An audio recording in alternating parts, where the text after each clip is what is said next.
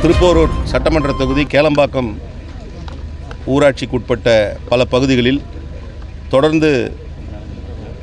மின்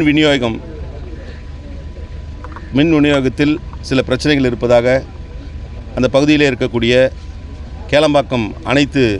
வியாபாரிகள் நல சங்கத்தை சார்ந்தவர்களும் சாத்தாங்குப்பம் குடியிருப்போர் நல சங்கத்தை சார்ந்தவர்களும் தங்களுடைய குறைகளை சொல்வதற்காக இன்றைக்கு கேளம்பாக்கம் உதவி செயற்பொறியாளர் அலுவலகத்திற்கு வந்திருந்தார்கள்.